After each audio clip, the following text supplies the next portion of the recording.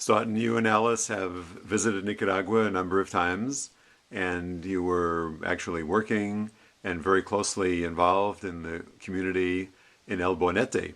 Could you tell us something about your experience and what you found there, what you learned? Yes. At the time we spent most of a week there, the two nuns who were keeping the project alive were a woman named Carmencita from El Salvador and a woman named Nellie from Argentina. And they had a little house like everyone else's, very poor little house, except that they had a small chapel built on one side of it. Once a day they did communal worship, and their order also required once a day silent worship. So the communal worship, we would join them sitting on mats on the floor or cement blocks. The altar was a tree stump decorated with flowers. There was an embroidery by Carmencita of Monsignor Romero's words that unless a seed falls in the ground and dies, it can't bring forth new fruit.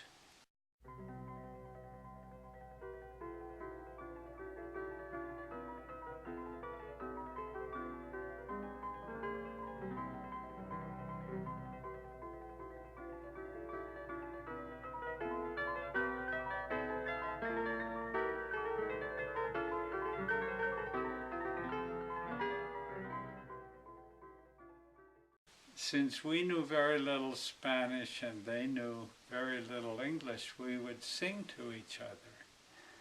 And they, in particular, sang a song that they said was just a song of the people in that part of Nicaragua.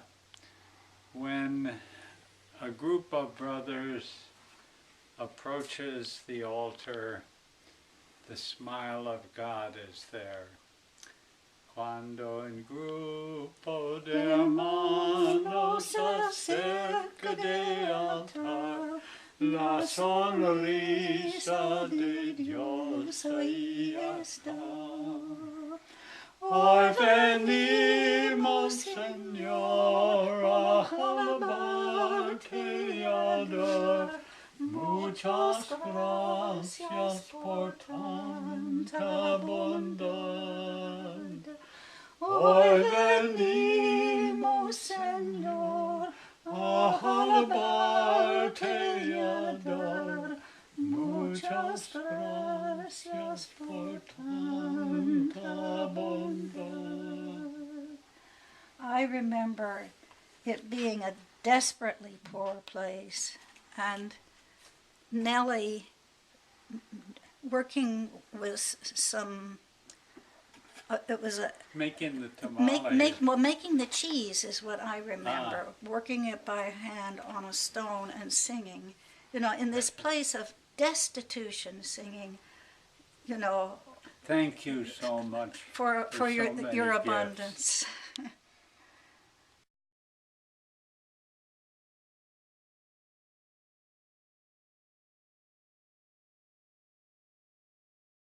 Well, Stoughton, I think you should say also about the books over the place where we rested. Oh, well,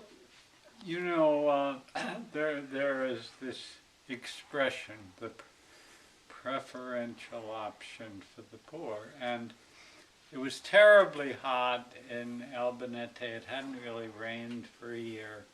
And so at midday, everyone collapsed and took a siesta. And over the bed on which I lay, there was a shelf. And on the shelf, there were books. And the books ranged from Che Guevara, Eric Fromm, The Art of Loving, to the homilies of Monsignor Romero.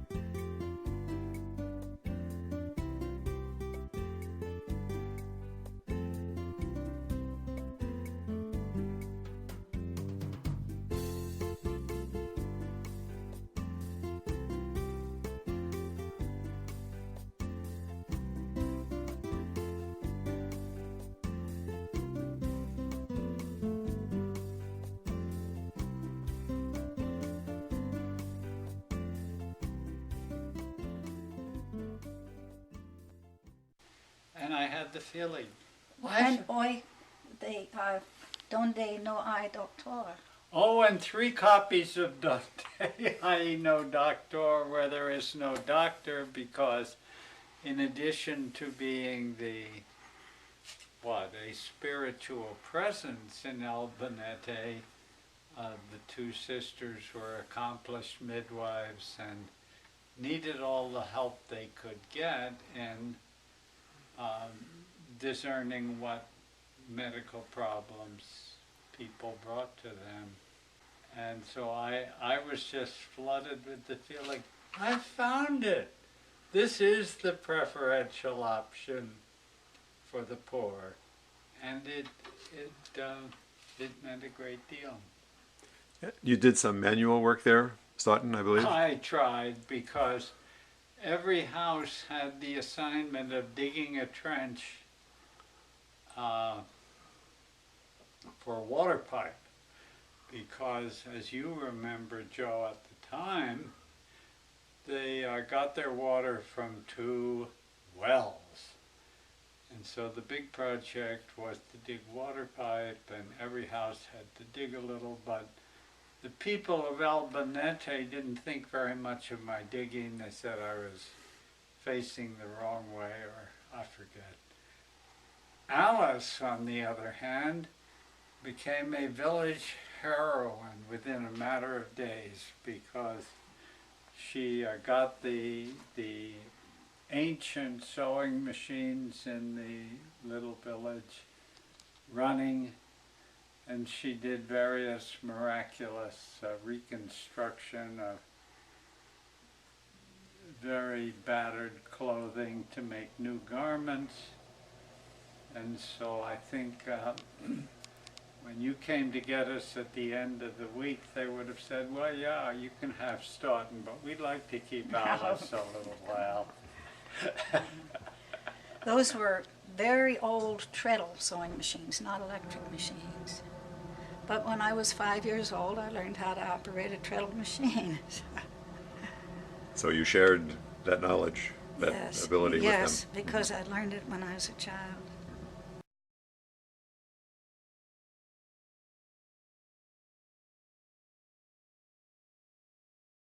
Well, the poster that you see behind me was behind the altar in the Church of St. Mary of the Angels in Managua, and it just so happened that this was the neighborhood church in the neighborhood to which we were assigned on one of our early visits, and where we lived, I believe, on 3 occasions, Yes.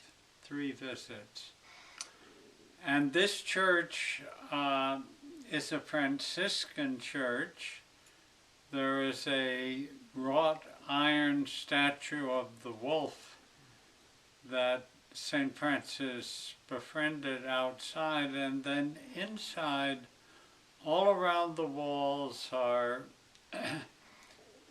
paintings of different episodes in the Nicaraguan people's struggle over the centuries, going all the way back to Bartolomeo de las Casas.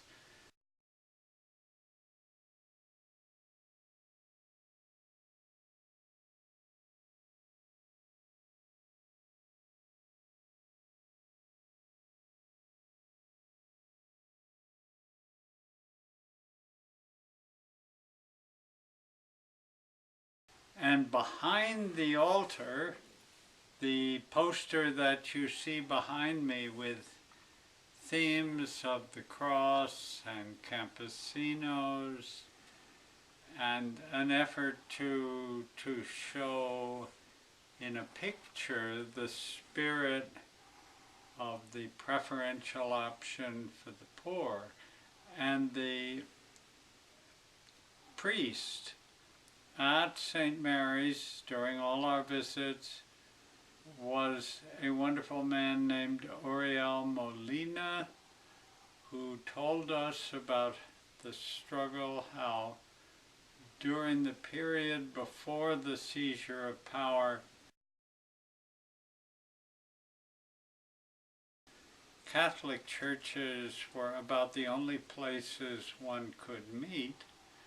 And in addition, there was a kind of conjunction, a convergence between, on the one hand, Sandinista, which was a milder form of radical or Marxist ideology, and on the other hand, as a kind of partner in the project, the turn of the Catholic Church toward liberation theology. And one just had a glimpse of that whole period. Yes, there were people in the mountains, but there were also people in the cities who were trying to hold up the vision of a new society. And the music that was played during the liturgy was the Campesino Mass, played by Army veterans with acoustic guitars and the like. And the spirit of the Campesino Mass, I've always thought of in the one little segment, says, "Jesus, we know who you are.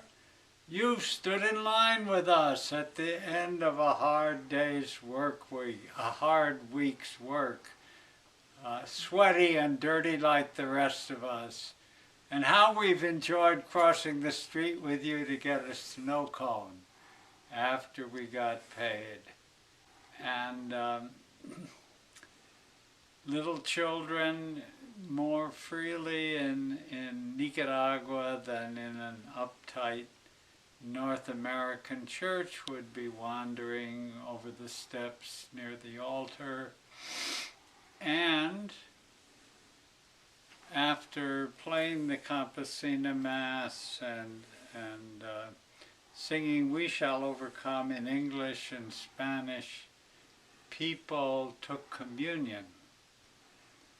And I, for the one and only time in my life, also took communion. Which isn't so easy in the United States if you're not a Catholic.